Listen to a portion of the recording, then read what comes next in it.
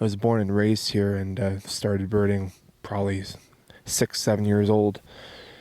There's always something new to see. What are some of the most unique things you've seen? Some of the local things, a highlight would definitely be the owls, especially the secretive ones like the boreal owl. Several years ago, I had the privilege of seeing one at a nest, and that was amazing. Very secretive, only hear or see them nocturnally unless you're right at the nest. There's lots of birds, Emily, that I managed to see one year, and then it's years in between seeing them again.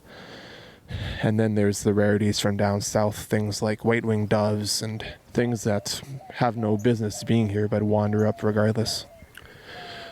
So here, there's a nest of osprey, which is a large raptor that's exclusively a fish eater.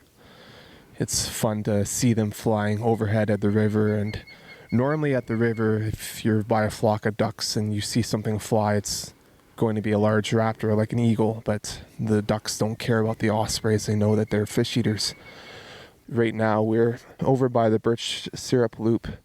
This is one of the best areas accessible to town due to the diversity of habitats. We got productive ponds, we got across the road, we got a whole section of deciduous trees, mostly poplar. That's a magnet for some species. The spruce forests are magnet for some species. In the back, we got tamarack, which brings other birds out.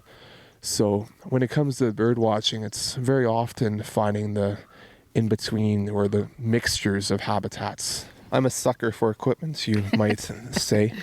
Right now, we're exploring these woods, and I have my binoculars, and I also have a shotgun microphone with a recorder in case a bird is singing nearby and I'd like to capture the sound of it. And why would you say that bird watching is important or recommend that other people do it?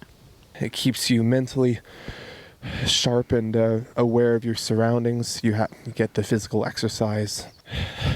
When you take it to my extreme, in the month of May and stuff, I'd be out 7-8 hours every morning. Wow. But even just a couple hours around Niven Lake, it really adds to the enjoyment of the exercise. What I just heard was a Sora rail, and that's something that you rarely ever see. Okay. But it can be quite noisy at times. Here we're walking up to one of the ponds, and there's a red-winged blackbird calling. There's northern shovelers, mallards, lesser scaup. We've got a pair of American widgeons, one of the more common breeding ducks around here. So if you're like me, new to bird watching, what's your advice? What's the first step?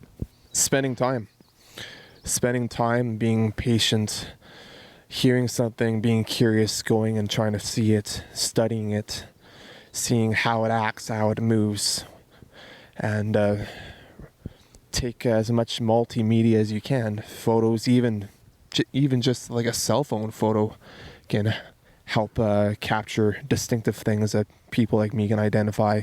Phone recordings.